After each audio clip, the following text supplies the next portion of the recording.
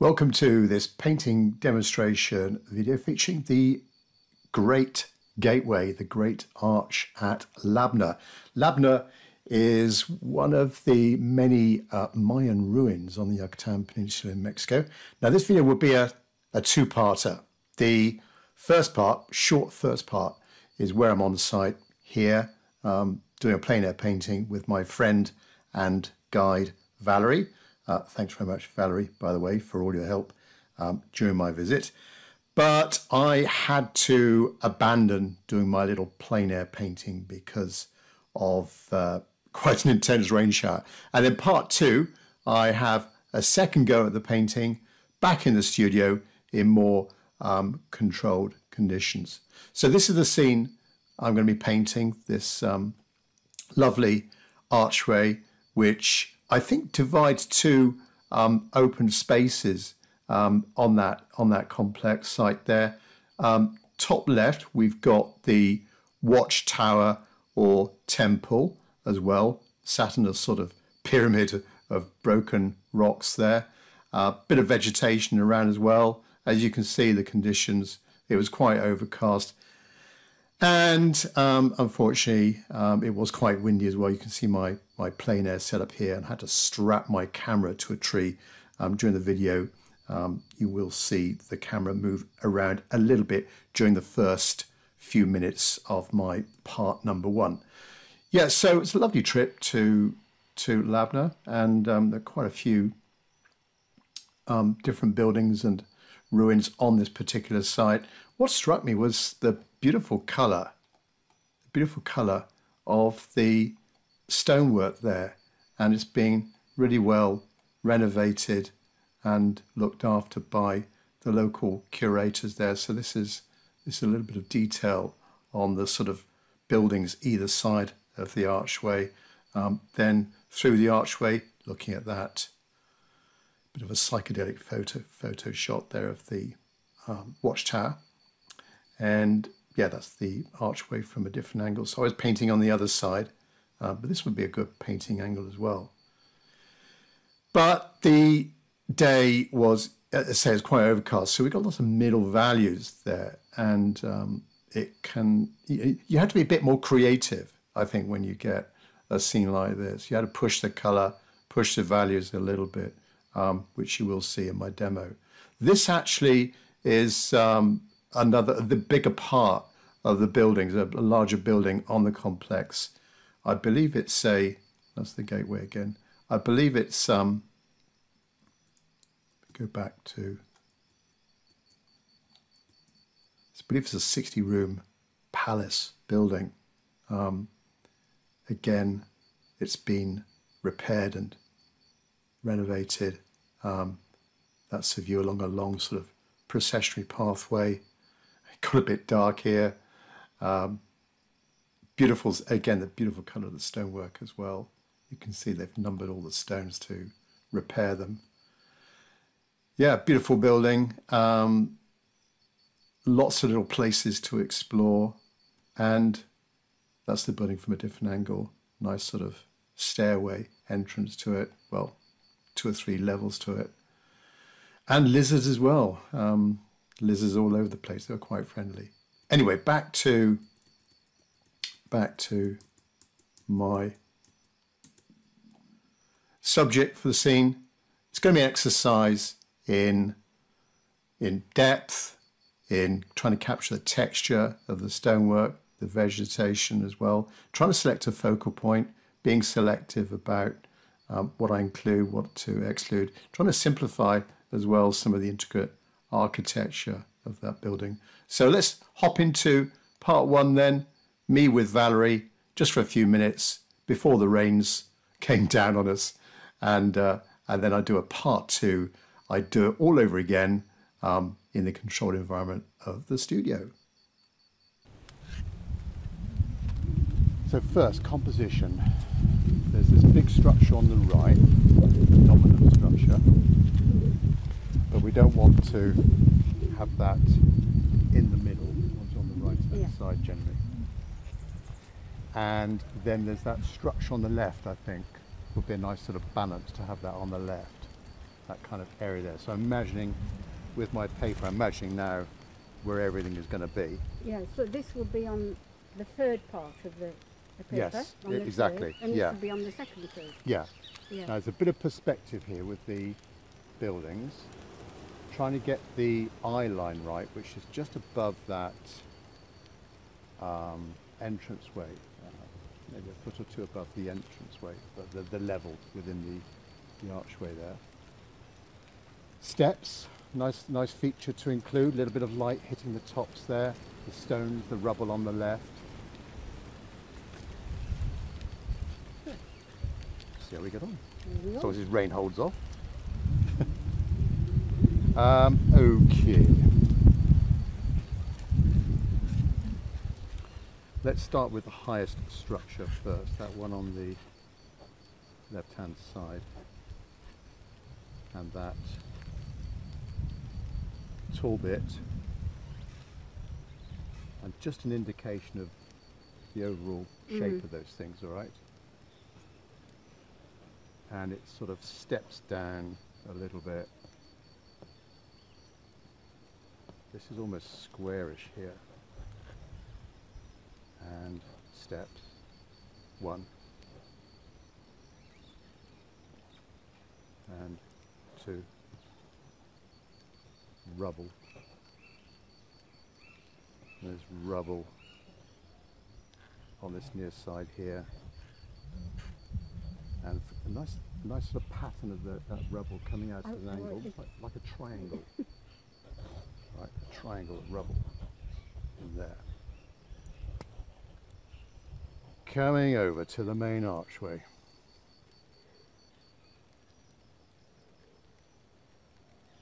Almost symmetrical, isn't it? So, got some jutty-outy bits there. Oh, I see what you mean now with complexity of the little, what do you call these little enclosures? The where the statues were. Where they got a well, they would be like Mayan gods, but I wouldn't know what they would be. Yeah. But it's like the entrance to the casa, to the house. Now, it doesn't matter, I may not have enough space now for the right hand side, but the archway is obviously a nice feature, looking through to the all the background and vegetation. Keep that nice and simple.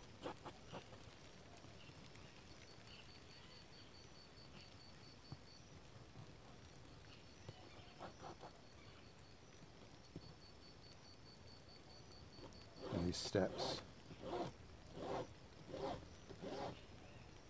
simple steps. Halfway up the archway we've got that very intricate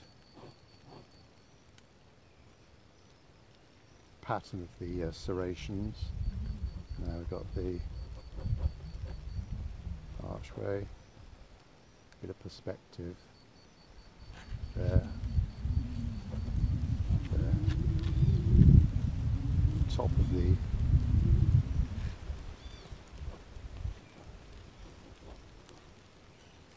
of the temple.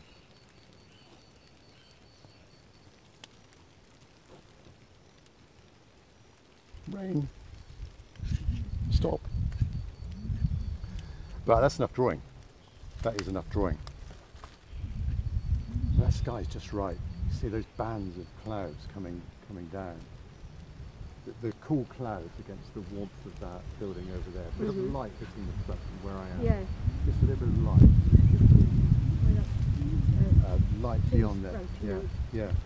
Now, just getting a tiny bit of background in here. Not too much background. A lot of background here. Trees. That's enough detail. There's this.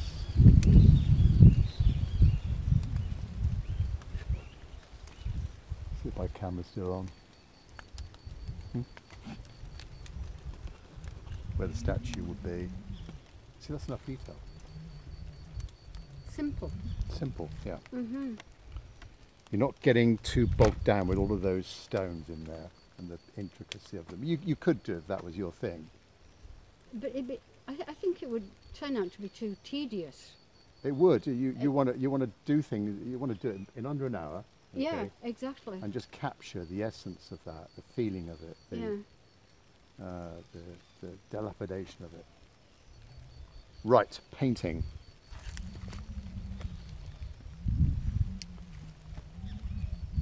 Let's start with the sky. If I can put my left foot there. Let's start with that sky. Very ominous. So you're going on wet on to dry? Yes, wet on to dry. I could pre-wet it, but as we're probably quite humid now, it would take a long time to dry. But if I go wet on dry, and I will go over the structure. I'm going to do the sky first, over the structure, but then things will take a long time to dry in this paper. This is Saunders, it's cotton. Oh yeah. So it's going to take a long time to dry rather than wood pulp paper. It stays wetter longer. So I've got more time to work. And then you've got the rain on top of that. Yeah.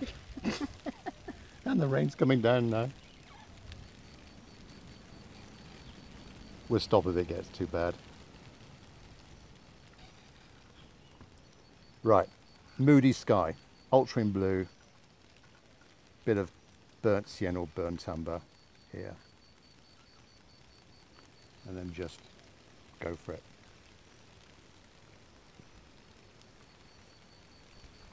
So that there's the pattern of the clouds going like that.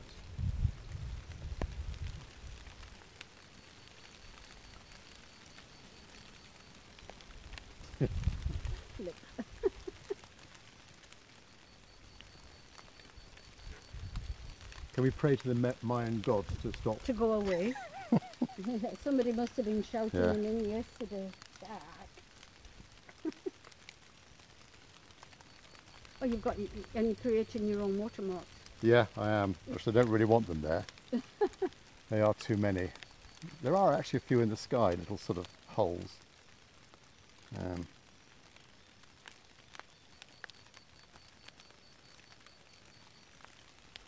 Actually, we'll go a little bit lighter here, because we want the contrast of the dark. This is darker.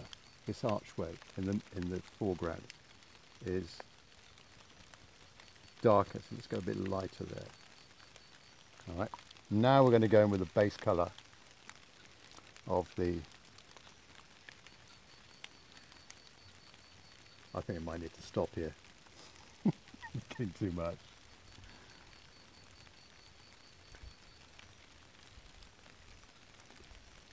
It doesn't look favourable. No, I think we'll stop.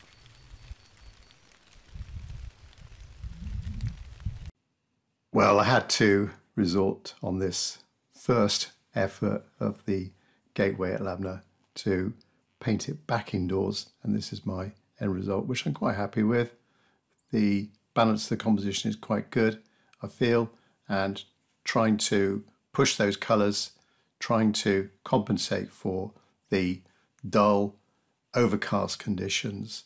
I rescued the sky, all those little drops, the raindrops, creating that sort of splattering mark up there in the sky. So I had to go over that again. But staying true to my initial drawing, keeping the architectural details really simple, pushing the colour a little bit, trying to get the warmth of that stonework out, trying to play on warm versus cool, insert a little figure in there in the gateway, a little bit of highlighting for the figure as well, just for some interest, maybe a focal point in there. And the vegetation, going with a bit of body colour on the right hand side, quite thick, watercolour paint, hardly any water at all, little bird in the sky as well, again could be another focal point up there. Right, that was that was effort number one. On to effort painting number two. As I like the scene so much, I do it all again. Back indoors then, and a few months later, number two, more controlled environment of being indoors, away from that wind and rain, and a few insects as well. There were actually a few annoying ants that were crawling up my leg.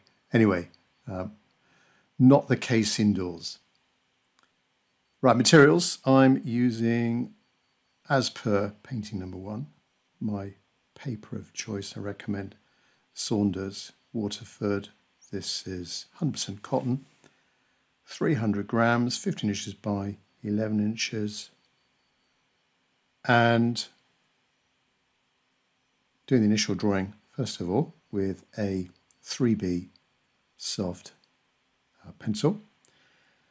And really following the composition I did on the first effort with, first of all, that watchtower on that left-hand side. Just the basic details of that one. I think the actual composition was quite well balanced. I want to try and get in a little bit more of the gateway on this one. Have to remember the flat top to the archway. It's not pointed, these Mayan structures. I don't believe they've got the archways, they're not pointed. They've got a sort of horizontal flat top to them, quite distinctive. So need to get that in. And think about the symmetry of the right-hand gateway entrance as well. Then the details left and right of that archway. And it's going to be interesting to see how much tighter I'm going to get with my style on doing this same scene a second time. I find pretty much 100% of the time when I paint the same scene a second time, and or if I take more time doing it, then my style becomes less loose, which may be a good thing or a bad thing. But I think I'm going to be ending up with a different interpretation of the scene. And also want to try and push the colour a bit more on this one. I quite like on the first one the colours that were coming out, and I want to try and push that and the saturation of those colours to really compensate for that dull day. The edge of the gateway is fairly brief and simple, really with the crumbling rocks. I mean, it has been restored very well, and I'm not sure if the stonework are being cleaned, but I'd love, as I showed you in some of my still photos, still images, the actual stonework looked remarkably clean to me, and maybe the original colours, beautiful warm colours, which I want to try and exploit when I come to paint the scene. So getting in those little details either side of the archway, little windows, and the patterns on some of these Mayan walls, they're very geometric, and I think they're sort of following the pattern of snake skin, where you get that kind of angular pattern, the zigzag sort of pattern over the skin. And that's very much what you find with a lot of these buildings, that pattern is like a frieze along a border, a band along the wall. And it's very pronounced on this gateway as well. I actually found this gateway a little bit more interesting to paint than the main palace that was probably 200 or 300 meters over to the left. It's a nice building, but this was a little bit more interesting, this side. Just a shame on the right hand side the forest was sort of trying to reclaim, as I guess it is there. It's a constant job trying to remove all these little saplings and trees that will be growing up all over the place. Quite a nice feature between the actual archway and a sort of low wall on the left was a pile of rubble, which I suppose is work in progress. There's only so much, I guess, the people can do there to restore things. And yeah, that's a constant constant battle to keep things up to date. And I read that pile of rubble. Don't know where you would start with that as regards picking up those pieces of stone and trying to think where they go. I was reading up a few little statistics about the structure here, the gateway, which is, so it's 3 meters wide. That must be the archway. The archway is 3 meters wide and 6 meters high. The arch is not an entrance to the city, but rather a passageway between two public areas. And it stands next to what's called the El Mirador, the pyramid-like structure surmounted by a temple. I think that's the watchtower. I call it the watchtower. To me, it looks like a watchtower. Maybe at some stage it was quite a small temple up there.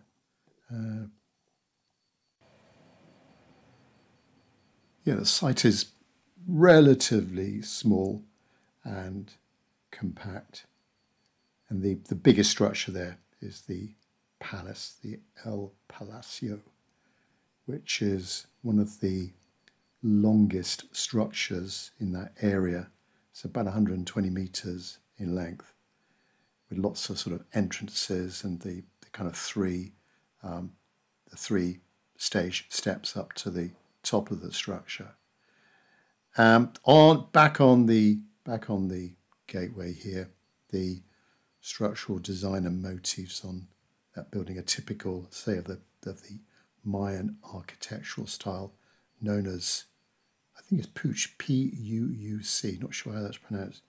And it makes good use of this well-cut stone, forming those intricate sort of geometric patterns over the facade, and also masts as well of the long-nosed rain god, Chach, C-H-A-A-C. And we certainly had exposure of him back when I was doing my plein air shot at the time.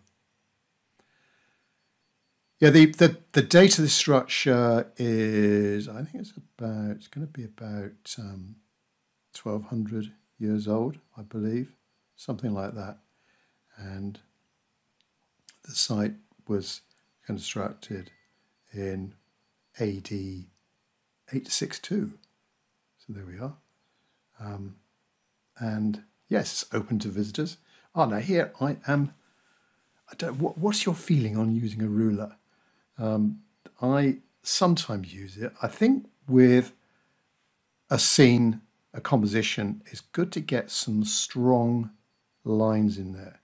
Horizontals, verticals, maybe a diagonal. So I'm not sure this is cheating at all. It's a tool at the end of the day, trying to get those lines just right and strong. I think I'm sort of all right doing freehand lines, but nothing beats actually using a ruler to get those really strong edges, which I can, hopefully they're dark enough when I go to the painting stage. They're dark enough so I can see what I'm doing and follow that edge. Drawing done then, and I can tell straight away I put a lot more effort into this drawing than when I was plein air painting, which is always going to be the case when you're in a controlled environment indoors. You can spend a little bit more time, don't have the pressure of trying to do things quickly to keep ahead of the weather, the local climatic conditions. Right, down to painting then. Let me describe the paints I'm using, which are handmade, professional quality paints from Mark Japman in the UK, Japman's Art Materials. I'll give a description. I'll give a link to the description. I'll give a link to the Japman's site in the description of this video.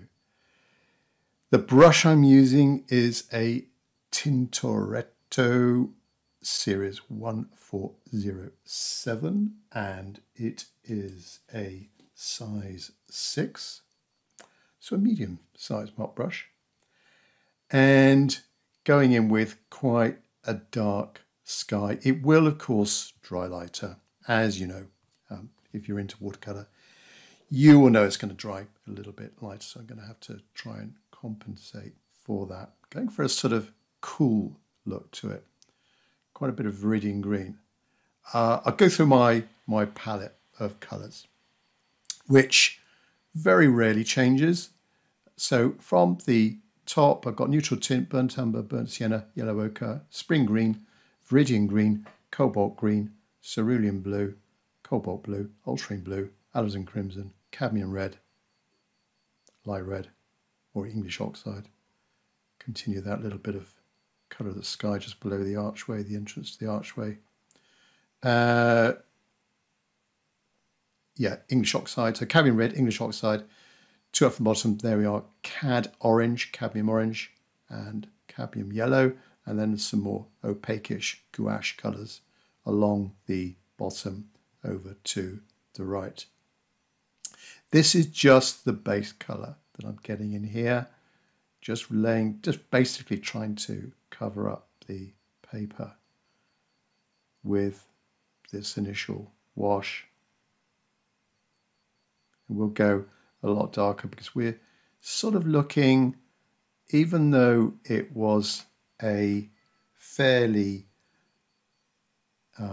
overcast day, I reckon the sun was coming towards me. So I'm just using that as my reference for the light and the darkness of this gateway.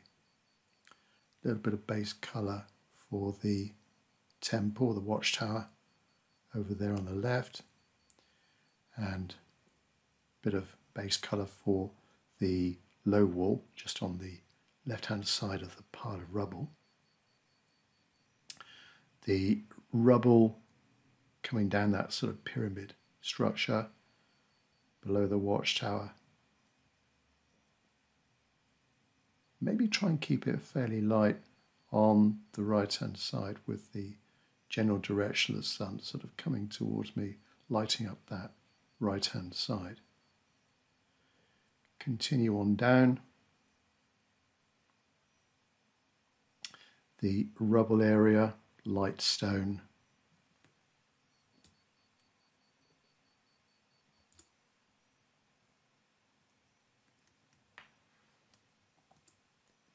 And then a cooler, darker colour for that right hand side. Base colour for the steps. So that's going to be the light hitting the tops of those steps. So that is going to dry a little bit lighter. Just keep mixing up these warms and cools. Bit of variety to this underlying wash. You can see already it's starting to dry a little bit lighter up the top. Down to the foreground and getting in now a little bit of the green stuff for the grass. All the grass there seem to be very well maintained. I'm not sure if it's a sort of grass species that just doesn't grow very much in my garden. You have to mow the lawn every 5 minutes during the summer. The grass can grow quite tall, but here it always seemed to be quite short, the grass, and quite well maintained, all sort of similar height. Anyway, a little bit of green stuff. Try and vary the different shades of green. That's just sort of subtle variation of the green in that foreground area. Now, before this wash is totally dry, and you can see it's still a little bit damp in the bottom right corner, a little bit of glare against my light. I'm going to try and lift off a little bit of the paint just to get a bit lighter in value. And I use normally a paper tissue with a smooth surface rather than these paper towels that have got a bit of a rough surface. So something smooth, and just sort of roll it into a ball type shape, so it's not sort of it's got that smooth surface, and just a little bit to test a bit. You don't want to do it too much. You can overdo it, and the danger is also that the area you lift off goes too dry, and it creates a sort of hard edge around the damper surface, the damper paint that's still drying around it, if you see what I mean. So as the damper area is drying, the pigment sort of settles around the edge. You get a bit of a hard edge to it. So it's got to be used carefully, I would say, and practice. Maybe just use it on the edge of your paper before going into the center of the action. But I just wanted to try and lift off a few areas there just to soften up the edges and get a bit of lightness back. And then before I go in with the background, make sure everything's totally dry with my hairdryer. Now I'm using a little flat brush now. My brush of the moment, or a brush of the moment, It's a Raphael, it's a 1/2 inch Raphael soft aqua brush. I fancy getting a slightly bigger one, actually, maybe a smaller one, a big one. This is quite a good size, 1/2 inch. What would that be? Centimetre wide, something like that. And just go with the background, a cool green, basically. Going with that background, and again trying to vary the intensity. Gone in there with a little bit of brown just to give that those different shades. Bit of cobalt blue, go cooler again. And what I can do with that flat brush is, starting at a point, just flick it in a certain direction, and you get quite a nice. You can get sometimes quite a nice mark. Maybe not ideal for the skyline there, trying to get that natural. It'd be good for, I would say it'd be really good for buildings. I'm going to use it more on the archway itself and the steps. Ideal for that. But yeah, sort of 50-50 whether it's a good brush to use for more natural things like foliage, like there, that square shape. Not ideal, but anyway, done it now. There's a little sort of V shape here that is an opportunity for some contrast, just cutting around the edge of the building, the archway, and then down to this point, just carefully paint around that left-hand side of the building, down to the point, bit of contrast with the pyramid supporting the watchtower. Now through the archway and then beyond. The forest is about, I would have said, a good 100 meters beyond the archway, maybe a bit more. And with the sort of the conditions of the time being fairly dull, I want to try and push it back. So again, quite a bit of a lighter colour actually than the trees to the left of the watchtower, to the left of the temple. So quite light, because I also want to sneak in a little darker figure, and I've got the darkness, so just lift off again. A paper tissue, smooth surface, roll into ball, smooth surface. So it's sort of like a rounded profile to it. Yeah, a little bit of gentle lifting off there, and no hard edges. Yeah, well, I want to keep it light because I want the figure in the archway to be a dark figure and have that stand out against that lighter background.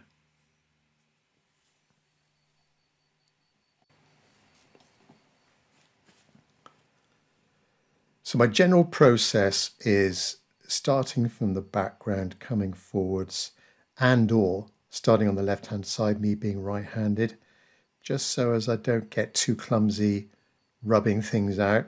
Next step is the watchtower and going quite dark at the top there. So I've gone back to my mop brush now. I'm not sure if this is the best brush for this, but trying to get a good edge to it. All right, not too much water on the brush. You can see the profile of the brush. It's got quite a good edge to it, and get quite dark at the top. So there's a bit of contrast with the sky. And down the right-hand side of the watchtower, it's got lots of bits sticking out that are again silhouetted. Quite a nice sort of pattern of these little bits of masonry and bricks or whatever it is sticking out there. As indeed the gateway's got, you know, it's not like a flat profile, not a smooth surface. It's got very sort of three-dimensional, very tactile in appearance. Right, across the top, that flat top, we've got a few different sort of layers here to this temple. Coming down a little bit, there's a lighter bit on the right hand side. I think I'll swap brushes. Back to my 1/2 inch flat brush for this next level. Cadmium orange for this, then just alternating the colour, maybe pushing the colour a little bit. I'll review things towards the end. It will go, provided I don't put on too thick, it will go a little bit duller as it dries, a little bit lighter. So when I lay it down, it might be quite severe, but that will dull down as I go on, and then just alternate these colours. A little bit of light hitting the ledge and a bit of darkness there, a bit of sort of stain, quite flat at the top, good hard edge down the left hand side.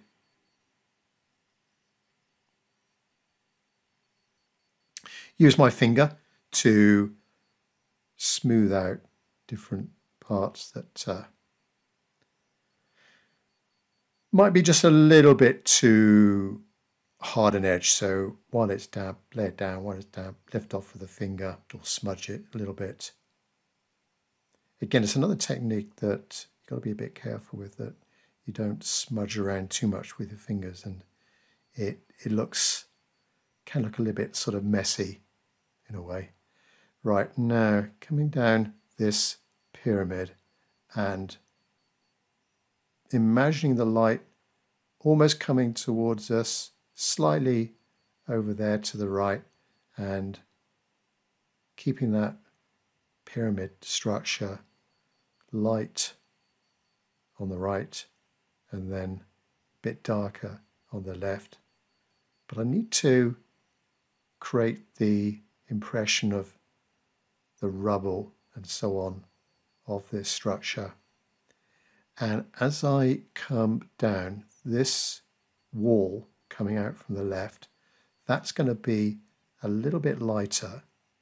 Well, it's got that sort of orangey, ochre colour of the main archway, but a little bit of light on the right hand side, and that can give me a contrast with this darker area here, and also that this darker area there will be a little bit of contrast with the part of rubble that's between the wall and the archway. That's my plan anyway, just to find the top of this rubble heap a bit more, and a bit of dark stuff going over, connecting with the archway.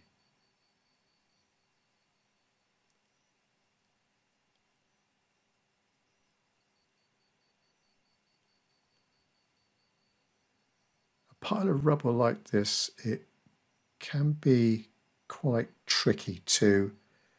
We've got a pile of rubble with all sorts of different sizes of stones and shapes of stones, trying to make it look natural. And also these overlapping shapes as well. So without actually overdoing it, I don't want that to be the focal point. If I put too much effort into it, the viewer's attention might be on that rubble. I want really the focal point, or maybe a couple of focal points on this one. That a figure, which I haven't done yet, the figure in the archway, and or maybe the temple, the watchtower on the left, the tall watchtower. So I think either of those two could work. So less emphasis on that pile of rubble.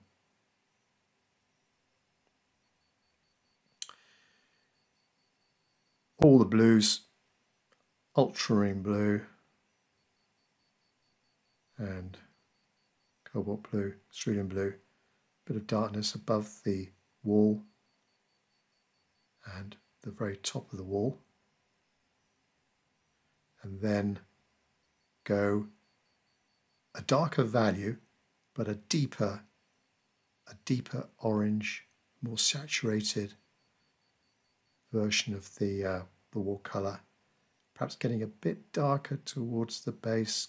Then we'll go up to the rubble again, bit of contrast between the darkness of the wall and the lightness of the rubble. So that's down to the level of the grass, and then just sort of cut around the profile of the rubble heap there with that brush.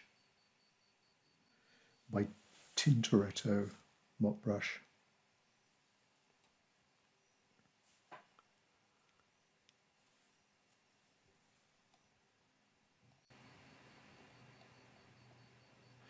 Next will be the main archway, and I resort to using my flat brush again for creating these sort of, I think it's going to help create those sort of blocked areas, these geometric areas.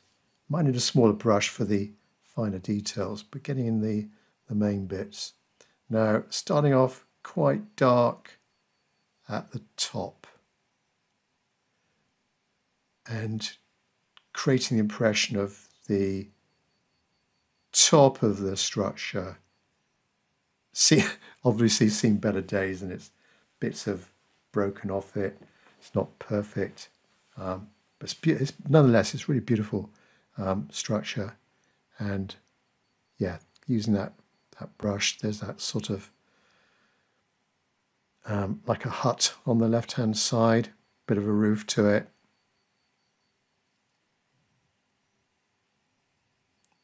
Then come over,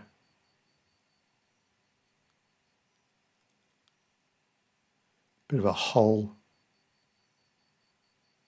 I'll need on that one, and then coming over to the middle area.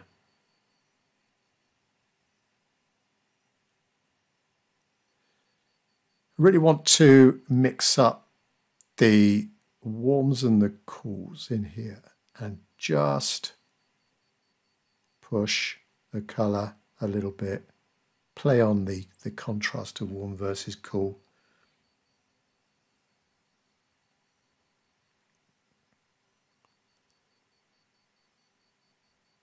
Got the glimmer there because of the shine against my lights, so just that will go as it dries.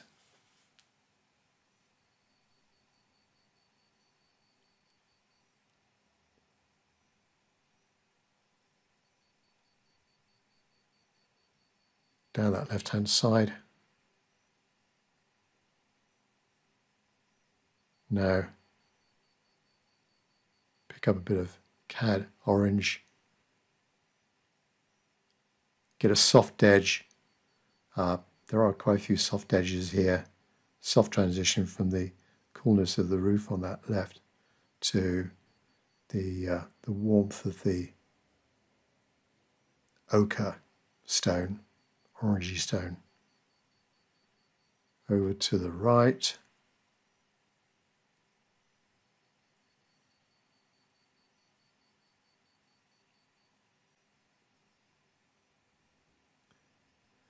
a sort of mirror image of what's happening on the left, but it will be to some extent a little bit hidden by some of the foliage. I'm just trying to move the building up just slightly to the right a little bit from version number 1 I did several months previous.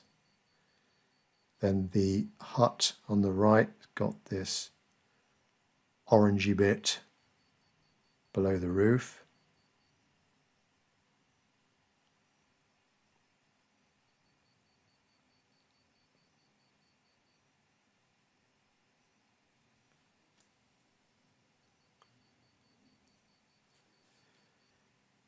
Coming up to the edge of the archway, the inside, the actual inner arch.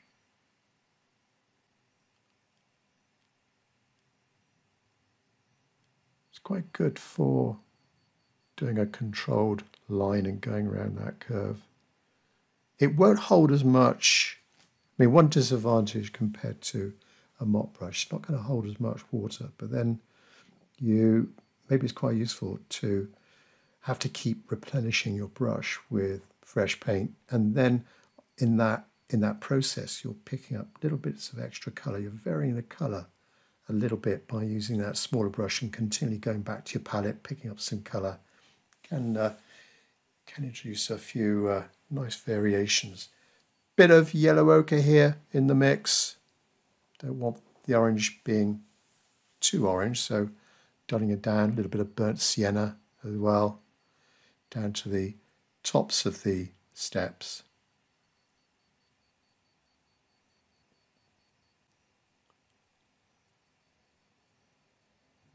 Just continue both sides here.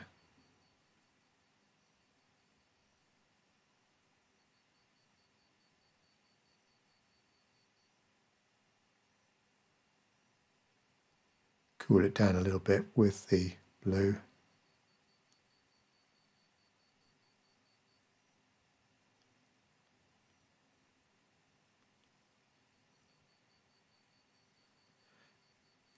Down the left-hand side.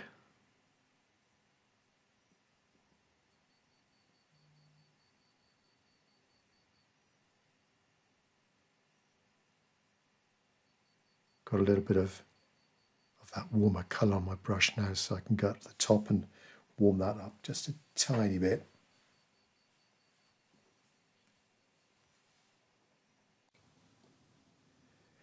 Coming up to a little bit of a tricky bit now, the actual base of the building and the darkness at the base, the underneath the arch, within the arch, and then those steps, and trying to get a good straight line with a light top to those steps, and trying to make them natural looking as well. So I've got a little bit of a smaller flat brush here, and going in with something quite dark at the very bottom of the building. There is a little bit of a slope on my board, and the paint is going against gravity, going up. Now then, that first step. Doesn't matter if it just connects a little bit with the paint above it. That could give it a little bit more of a natural look to it. And these are really old steps, of course. Well over 1,000 years old, so they're going to have some imperfections in them.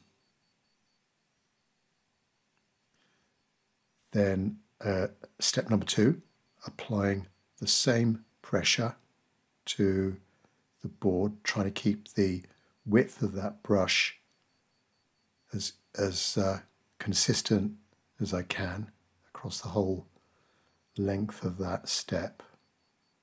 Doesn't matter, I just connect just a little bit in a few places. While I've got that brush, the paint above it is still damp, as you can see with the shine on the surface, so I know it's still going to receive any extra little dabs of darker, thicker paint quite well. Step number 3. Gradually coming out a little bit wider on the left-hand side.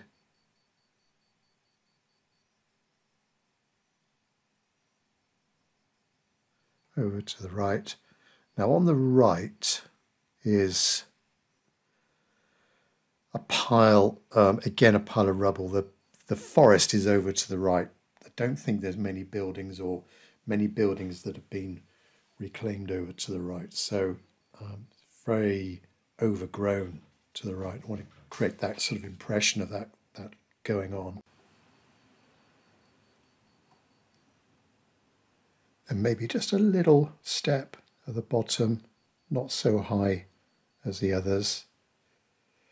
Perhaps the soil is gradually recurring. Then a few vertical marks just to connect some of those steps a bit. They looked a little bit too perfect to me. So just rough them up a little bit. Could have got my paper tissue out again or rubbed a little bit with a finger, but I think that looks all right. Just to hide some of those lighter tops to the steps.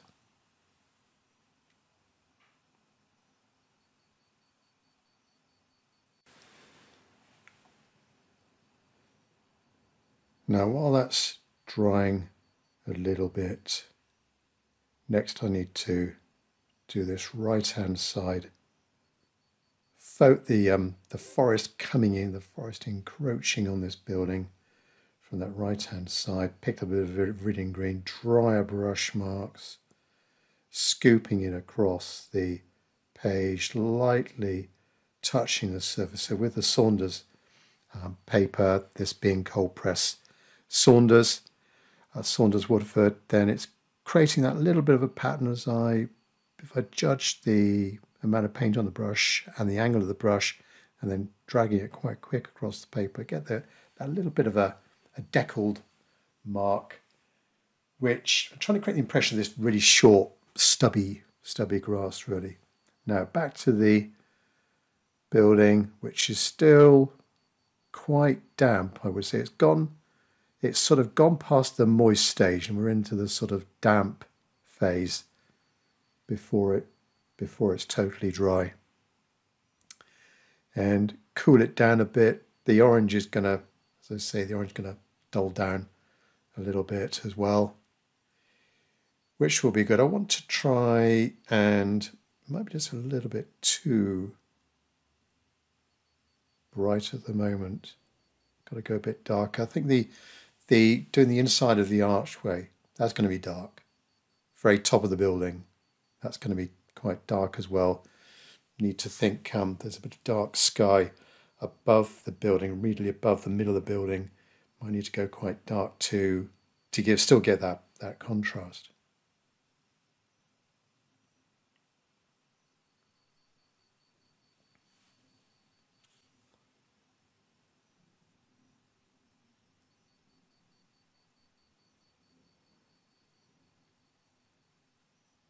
So with my brush now, picking up a little bit of lavender, which, if you haven't got lavender, then a little bit of white, a little bit of white gouache, a little bit of white paint, a little bit of white gouache with some ultramarine blue, maybe a tiny bit of a red or a alizarin crimson to cool it down a little bit.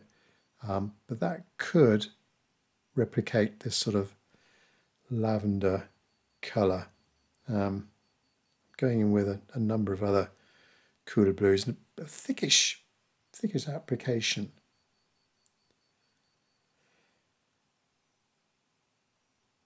I am finding that as my style evolves, I am sometimes using paint quite thickly, and do like these opaque layers. I like the transparency of watercolour, but I still like to apply paint quite thickly in places, just to get that kind of impact of maybe a lighter colour on a darker background by mixing a bit of colour, a bit of watercolour, traditional watercolour with a bit of white gouache. And so I can get through quite a bit of white gouache in that way.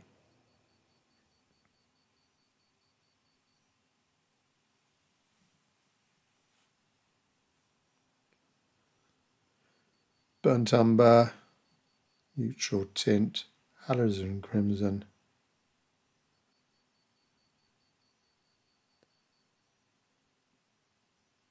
and just define.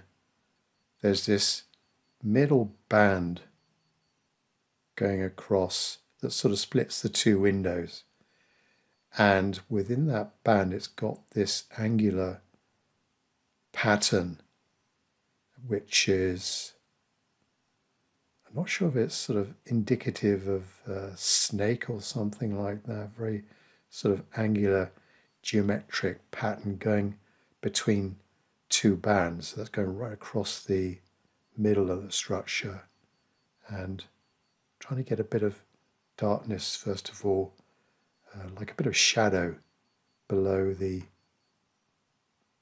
lower part of that band, if I can describe it correctly. And the paper being quite damp, I've got a bit of a soft edge in there as well. Neutral tint, burnt umber. Brush is quite dry at this stage. Get this top a bit darker as well.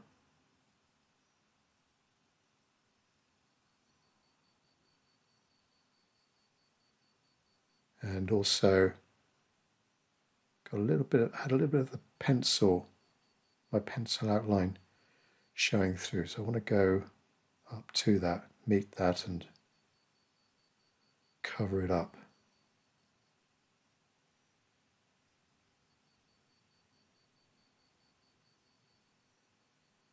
A little bit of darkness on the right hand side, either side of the window and the little roof above the window.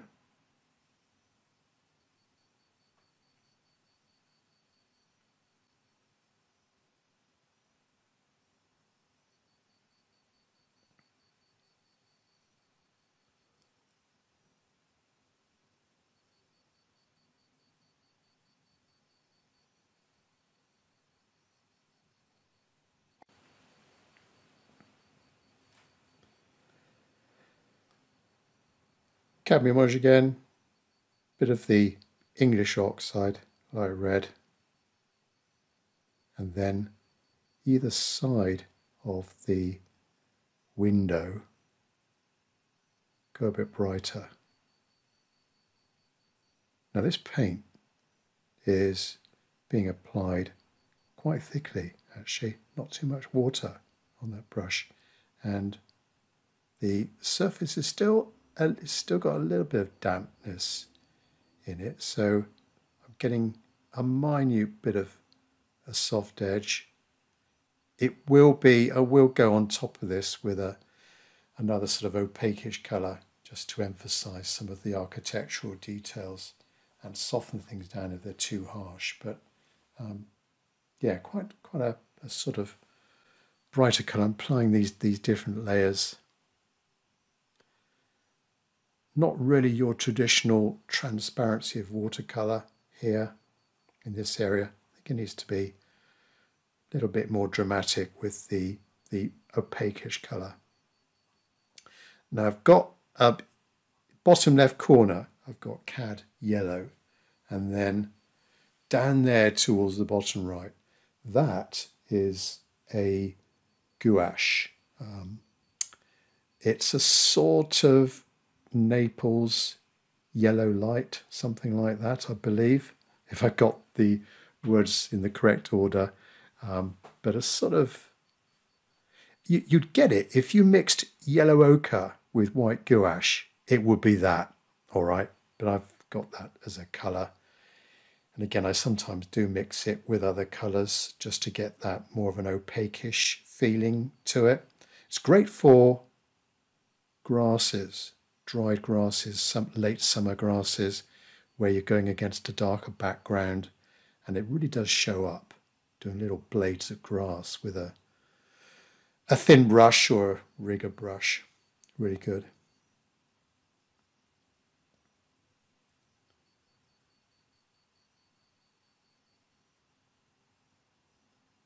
Just a few little marks in the grass with a corner of that flat brush, and I used it on some of the rubble just to get a bit of more of a stony feeling to it. And we've got some subtle variations appearing in that rubble of warm rocks and cooler rocks, shadows on some of the rocks as well.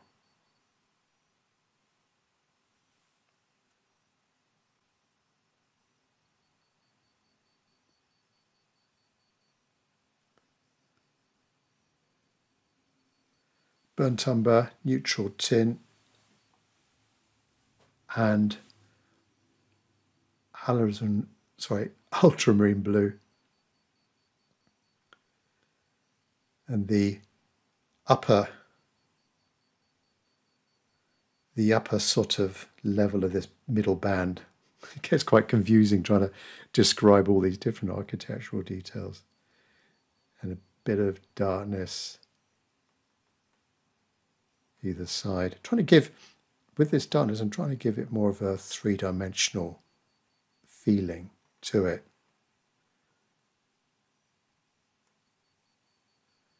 Burnt umber, neutral tint, ultramarine blue,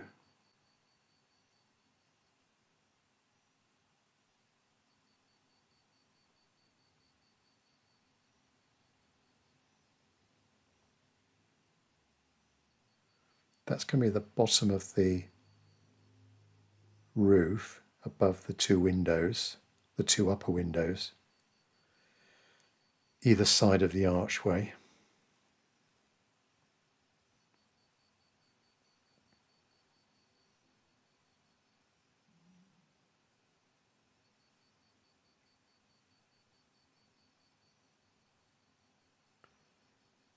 Similar technique for the top of the building. Just that flat brush, starting from a point, drag it down, getting a bit of a soft edge towards that mark.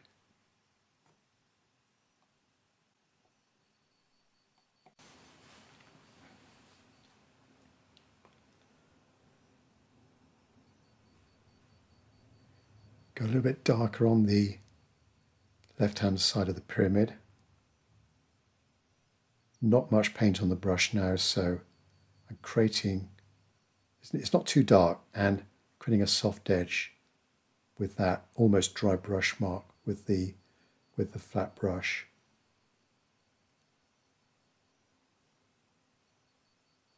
Bit of texture to that rock as well.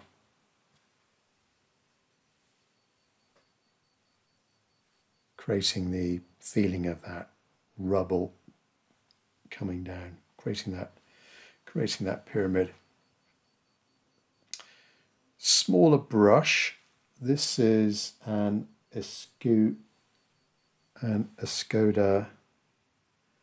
might be a Perla, I think, sort of medium-sized brush. I bought it. It was one of the Joseph Zubovich range when he did a group of 3 brushes, and this was the smaller brush of the 3. So a little sort of smaller synthetic brush, and you get quite a good flat edge to it as well. Quite a versatile brush. Good point to it. I had stored it away for many months, but found it the other day, so brought it out of retirement, and quite an ideal brush to create these smaller details on that left-hand wall. I'm sure that wall would have been a lot taller than it is now. There probably was a wall maybe on the right-hand side as well. Just trying to sort of enclose this scene.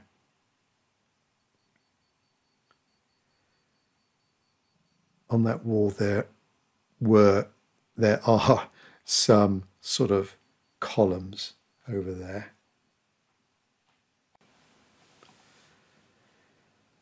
On the right-hand side of the wall, maybe that rubble is, I guess, it must be part of that wall or the inside of that wall, but the right-hand side of that wall on the left, it looked like it just sort of collapsed and yeah, had that sort of jagged edge. But pretty sure that would have been a lot higher originally, centuries ago.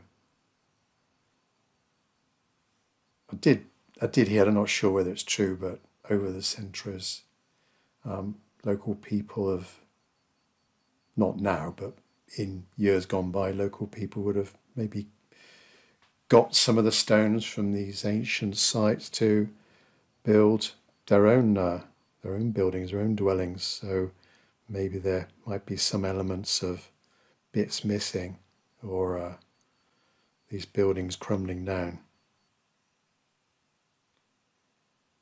Little bit of detail to the upright, the vertical side of those steps. Bit of sort of staining, or where there's lichen or something, just to some of the imperfections coming down those steps.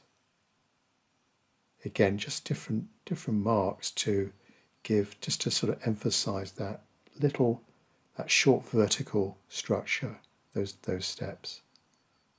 But there don't seem to be a lot of the steps in the air. They're very steep, and the rise of the steps is quite high. So it's quite an effort to actually walk up some of these older sites, the staircase. These actually weren't too bad here. I suppose they'd be almost like a foot in height, some of these steps. So you really got to be quite careful going up or going down them. And they're quite steep as well. These aren't too bad. And there's only, well, 4 or 5 steps to navigate, and you're there. But the palace, way over to the left, that was a little bit more of a challenge to get up that structure.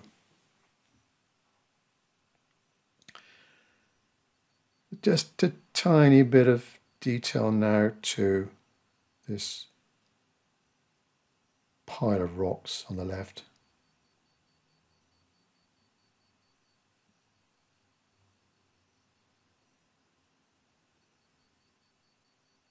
Trying to connect these different lines and cracks to suggest the different boulders that are in there.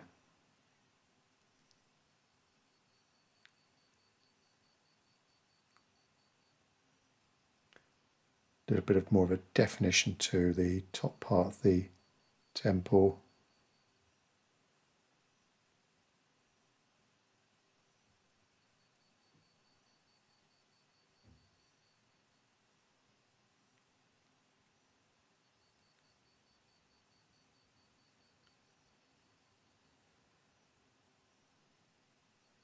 Connect that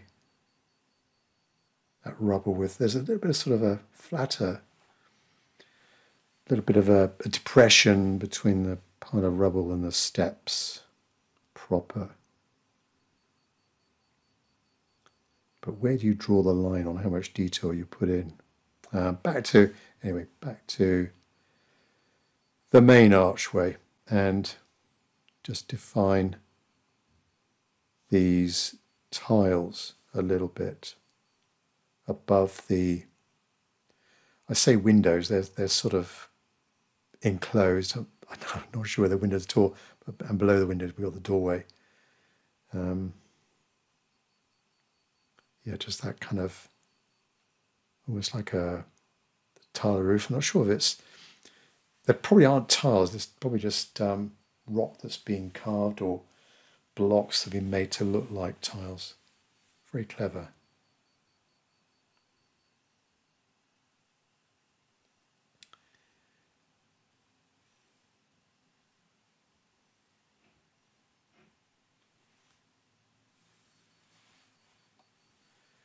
then defining that top line of the middle band, which, because I've gone in quite thick with the paint, I have lost totally my initial. One of the dangers of going in too thick with the paint, you lose your pencil lines below that you were so carefully trying to draw in, and with the ruler and so on.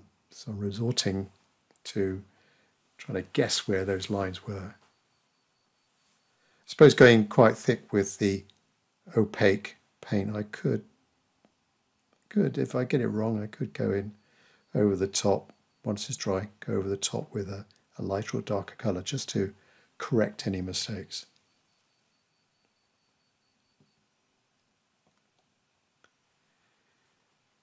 Top of the archway has got the little sort of squarish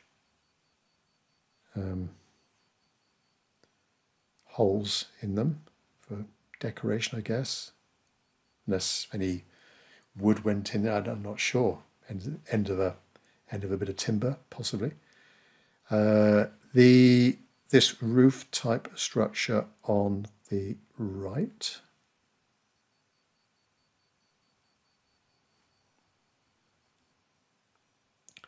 And the little window.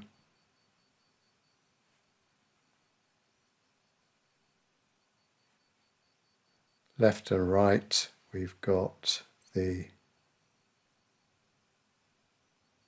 sort of diamond pattern.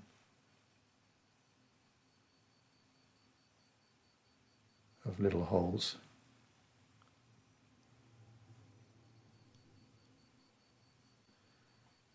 Right, doorway down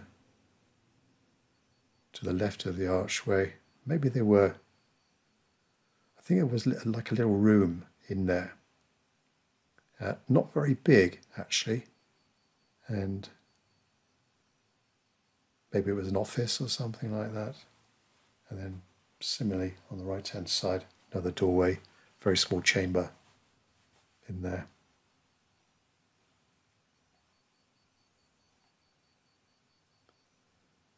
Dark, it's almost a pure neutral tint here, which it can be a bit dangerous. If you do it too much, you end up with just this very bland, charcoaly, dark grey mix. But so I try and remember to mix it with a warm or a cool colour just to sort of tone it down a bit so it doesn't go too bland darkness. Right, trying to get in those little diamond colours in there, little sort of diamond marks.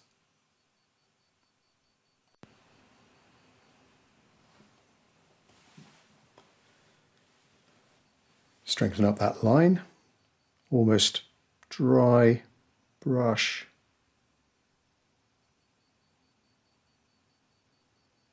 Right hand side.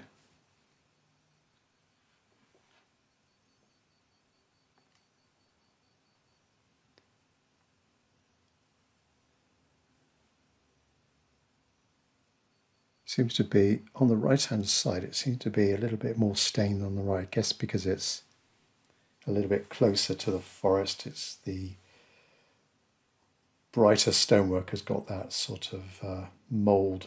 It's almost like a black mould, but I'm sure it isn't.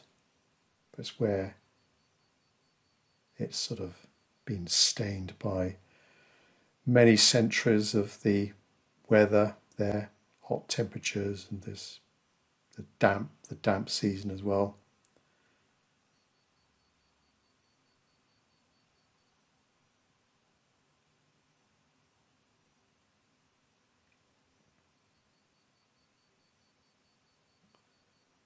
Now the darkness of the archway, so we can see more of the left-hand side than the right-hand side because of the angle we are, and I have to remember that the flat top to the top of the arch.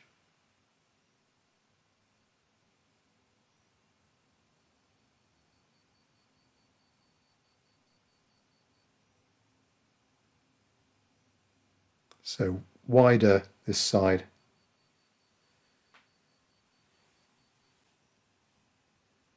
Going a little bit darker.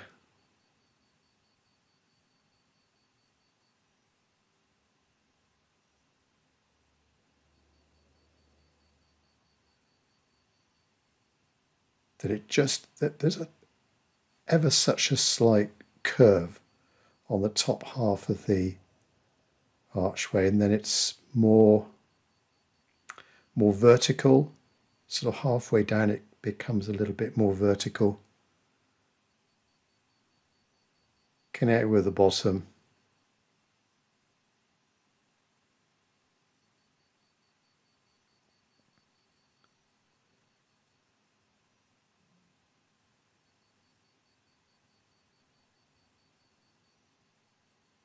A few more lines across the bottom, something going on in the distance, just very dry brush marks to indicate just something going on there. Can actually see a little bit of, immediately on the other side of the archway there was the tree that some of its branches coming out, so we might just pop in a few of those to give an indication of that side of the forest sort of going down, just sort of caressing the side of the structure here.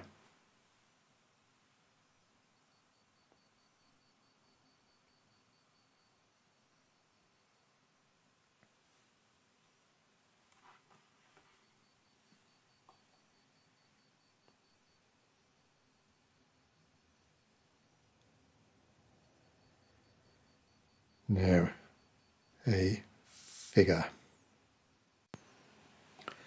Hadn't actually drawn this person in. I'm just guessing, as I said, the structure's about 6 meters high, so I think I'm around about correct with the size of the figure. Just a very simple, dark, silhouetted figure showing up against a slightly lighter background and then connecting with the darker base, and that's really all that's needed just to give some context here. It also does help give a little bit of sense of the scale of the gateway as well. Without that figure, I mean, who would know what's the size, what's the height of the building and windows and so on. So I think that really does help.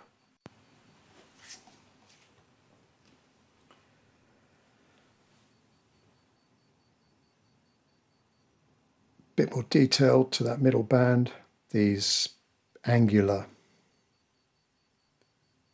sort of angular pattern, which to me looks like a snake going across the ground, you know, that kind of shape it has, and slightly the feeling of a slightly bit of a curve to the kinks as it goes across that frieze, this band of rock. Not sure if it's carved in or it's individual rocks, but very clever done. A slightly lighter rock as well on the actual snake part of it, which I'll lighten up with a little bit of gouache later on.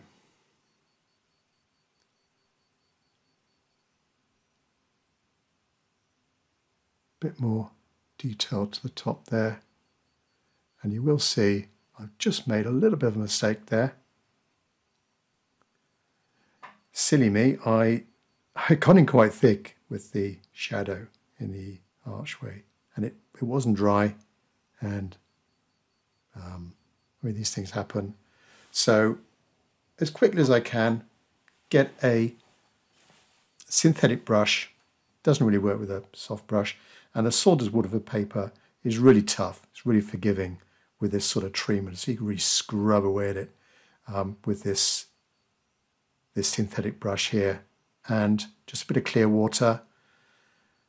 Lay that down and just keep working at it basically. And as I say, Saunders paper is really good at this. You can just keep applying this water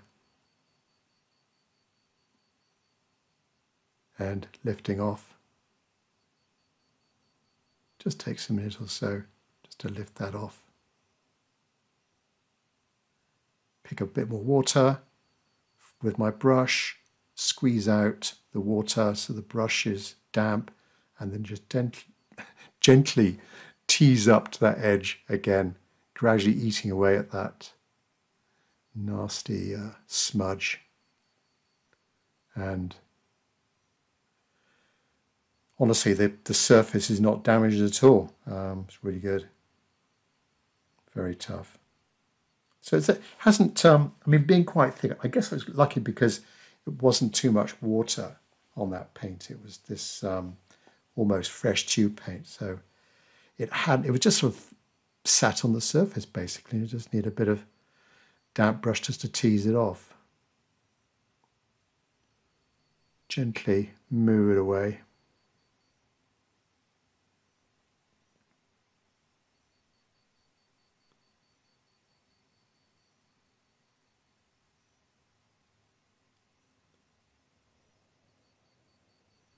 There we go.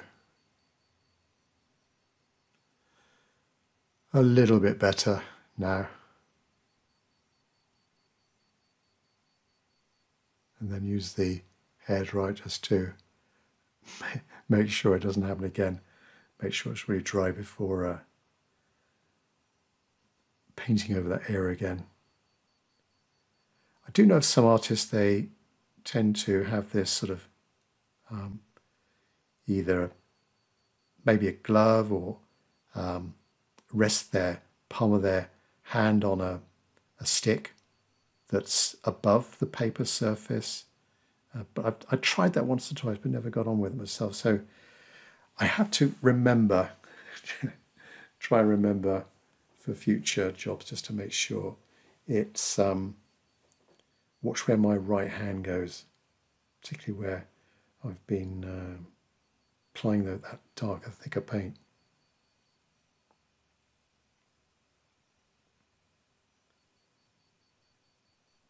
Just get that edge, that darker edge correct.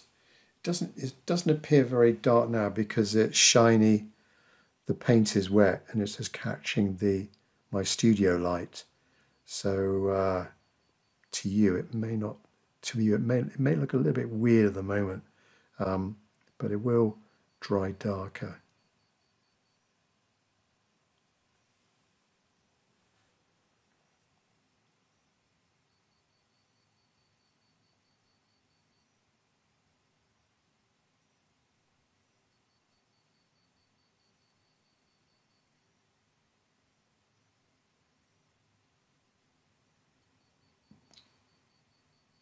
A couple of lighter sides to that right hand window. Lavender flat brush.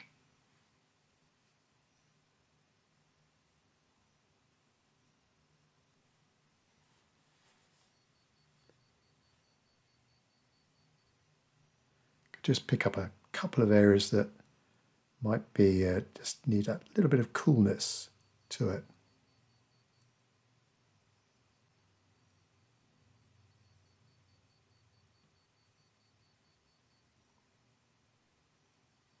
Not too much paint on the brush. Tiny bit of moisture on the brush. This bottom band needs to be a bit lighter. A bit cooler than the stonework around it.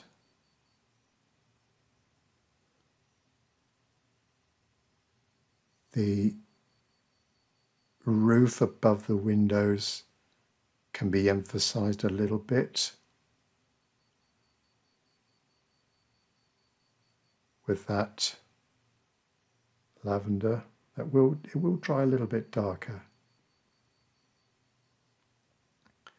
And likewise on the right hand side. That's to me it's a bit darker on that right hand side. That the whole building is a little bit darker.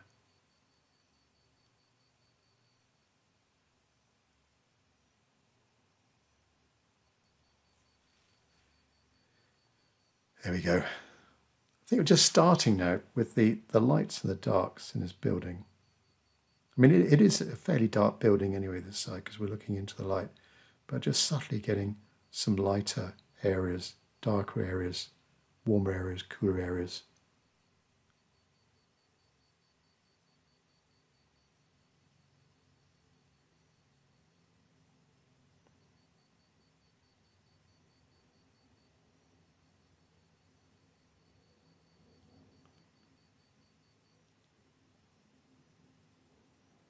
Little lighter band, continue on the right hand side.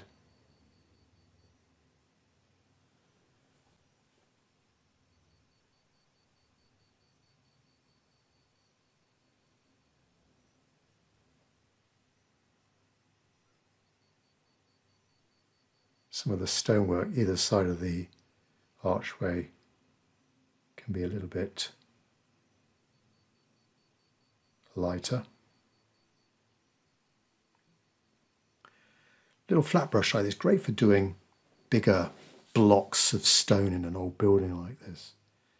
And I will emphasize some of the joints between the blocks later on, but it's really great for getting in these little lighter areas.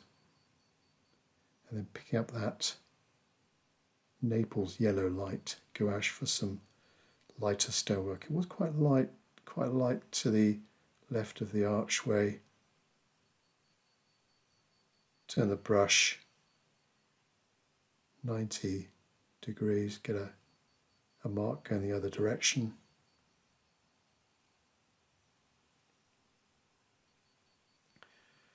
Some lighter stonework just to the left and the top right of the archway.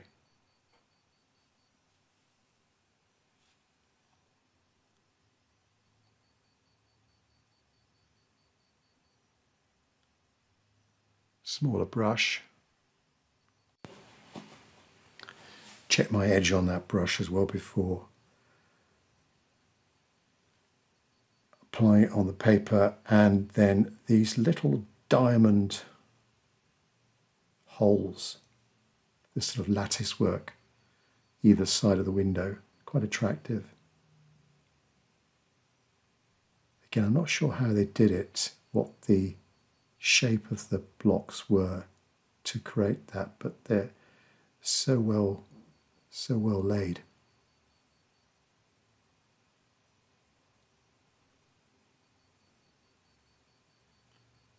Generally mix my darker colours up in the top mixing area. Keep that fairly dark. A few birds in the sky. I had one. I think it sort of filled in that area quite well, in that lighter area. And there were quite a few birds flying around when I was there. Sort of birds of prey, like quite large birds. Not sure what they were, but yeah, get a few of those in to add a bit of context to the area. Maybe they'd have some nests up there on the watchtower. They certainly wouldn't be disturbed up there. So a few more birds than draft number one, painting number one. Little bit of what I've got, this brush, just a bit more detail to the grass, bits of debris, leaves, whatever, on the grass.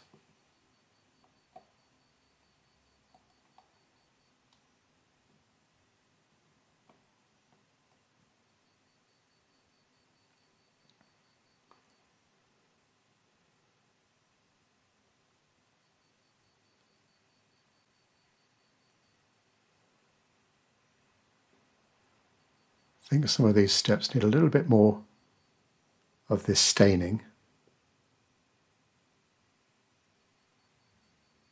darker marks here and there.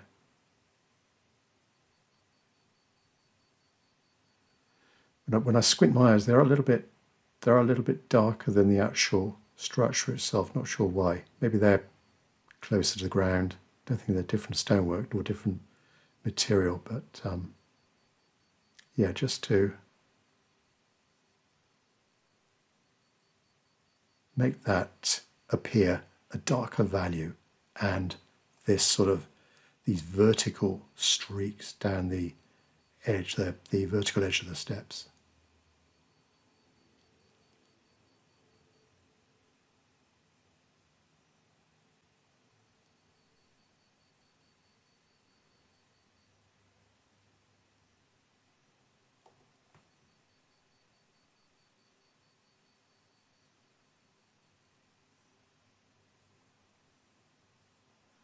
It's a great brush for doing this. Can save a lot of time as well if you had a smaller brush. Adding in these marks, it would take a good deal longer. Now that the right-hand side is a good bit drier, I can go in and frame on the right-hand side some of the foliage coming in from the forest, different leaf shapes coming in from that right-hand side. And this will serve to, from a composition point of view, frame that right-hand side and give some kind of context to the area and overlap with the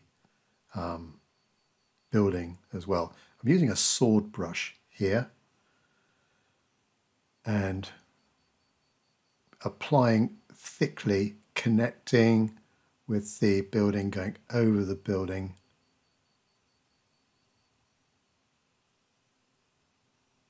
Very effective. This is the Mark Jackman's spring green. So it's like a middle green, but really nice. I think quite a natural green, and applied thickly in this opaque way, opaquish way, if that's the word, works really well.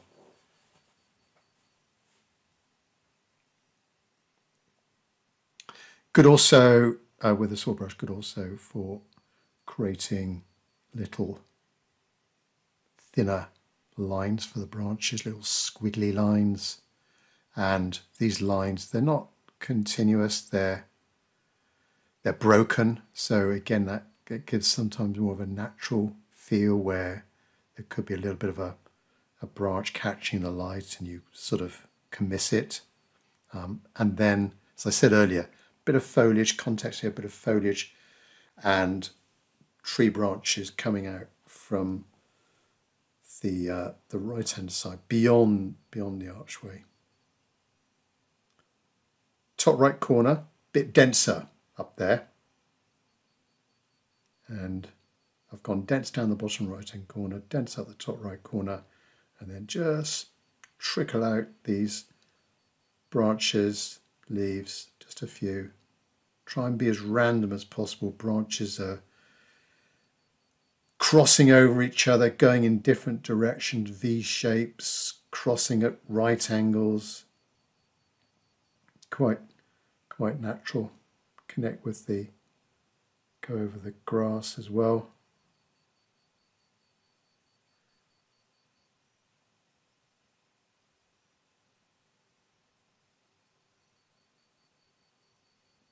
A few more up in the sky there.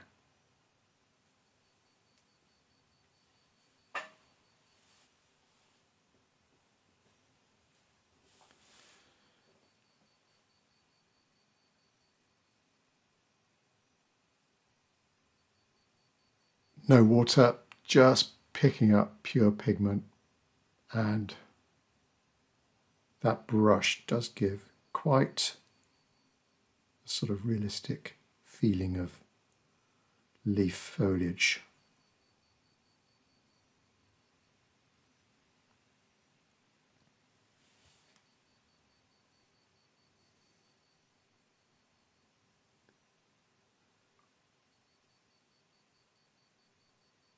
This is that lighter colour to this sort of snake-like pattern going across the middle of the building.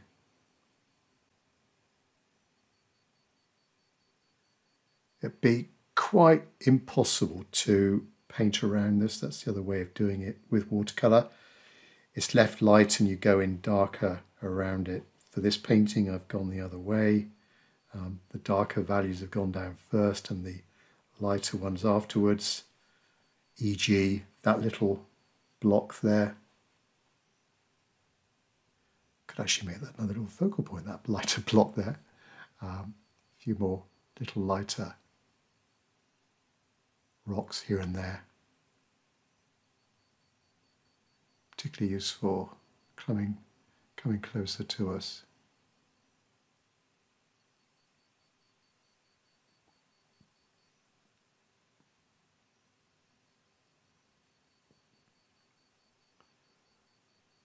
Few up there at the top of the wall, maybe some bit of rubble catching the light up there.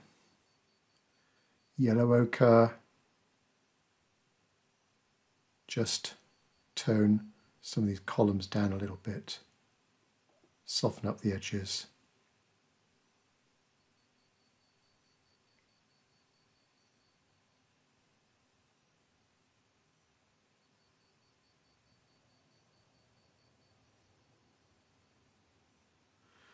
That's a quinacridone gold there, to use that sparingly.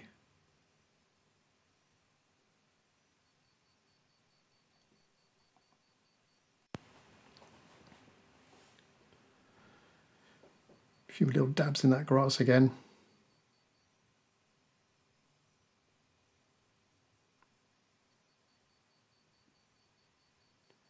There's that line there is a bit of sort of stonework that some column, not sure what it might be, that's just fallen down. As I said, maybe on the right hand side there was a wall there as well, like there is on the left, a wall on the right that's just crumbled down. Where I did my plein air, I would put my tripod on top of rubble, and that must have been the wall that was to the right of the gateway, and it just collapsed. And it must be a really difficult job to restore that and put it back to as it was. I guess it might have been a similar height to the gateway. Flat brush again, a bit more definition to the sides of that window, or I call it a window, that opening at the top. Just emphasize that a little bit more, make it stand out a bit more.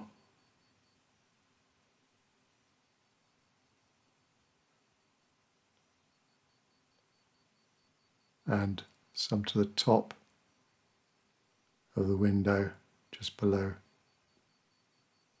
the roof, its little roof. A few more on that side as well.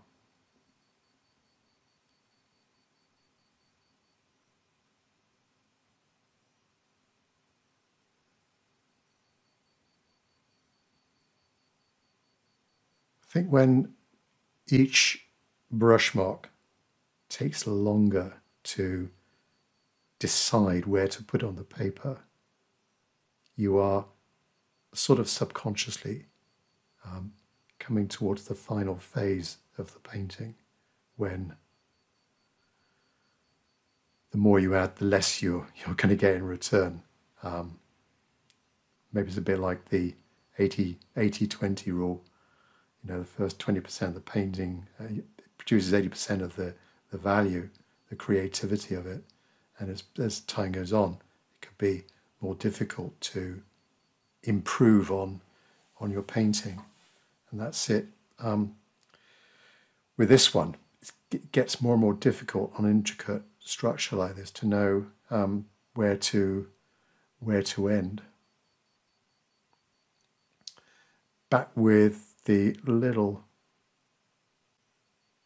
synthetic brush, my Skoda brush, and a bit more definition to the diagonal patterns and some of the horizontals in the decorative work, left and right of the windows. A few little extra twigs and branches up the top there, just think it needed it. Above that, just so it looks sort of in line with the twigs and branches beyond the archway.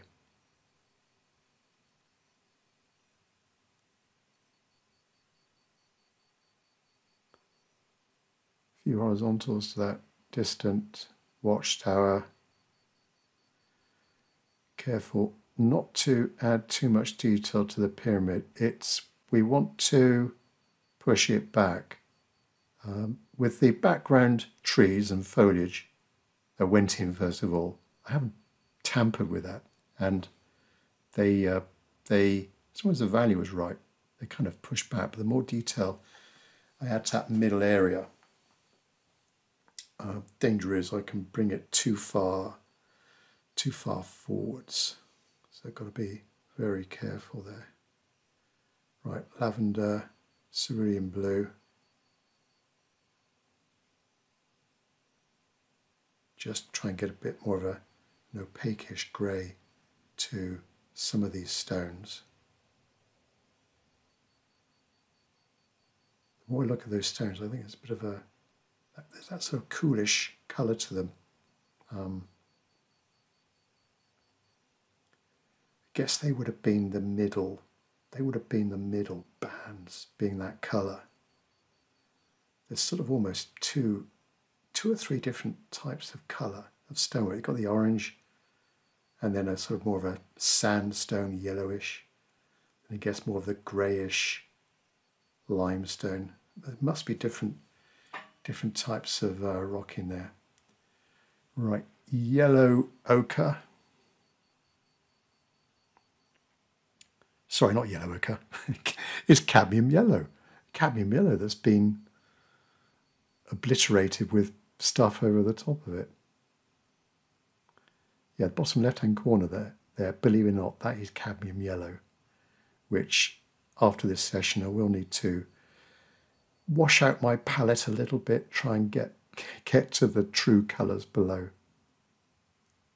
I was, generally wash out the mixing wells in the middle there, that middle one where I'm working now and the one below it, try and get them clean. The darker one above, the third mixing area above, I generally don't bother with that because there are always going to be darks in there. Anyway, a few more dry brush marks across the grass, trying to get that feeling of the levelness of the grass, the short stubbly grass, and a few lines just sort of leading the eye in a little bit.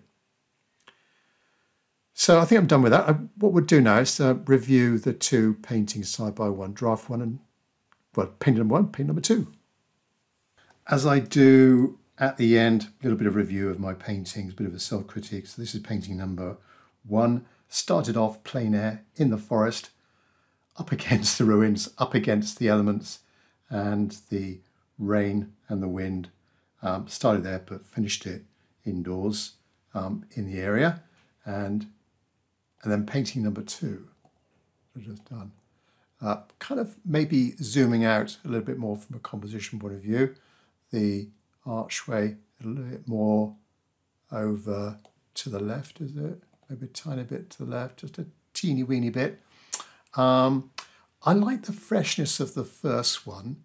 There's less detail to it, and that's what I said several times during the process, is that if I paint a scene twice, the second one is going to be a tighter variation. I like the way that I did the stonework here on the left-hand side. I quite actually like the detail of this one. I think this is truer to the architecture. I took my time with the kind of snake work on the frieze here, bit of opaque-ish layer to some of the building work with that lavender and a bit of an extreme example there of bit of lighter opaque-ish gouache for that bit. Yes, the stonework there, not as good as maybe that. It's got less hard edges, I think, here, and it definitely looks a little bit more rubbleish to me. And the temple as well, that looks like, from a value point of view, I've pushed it back a little bit further there.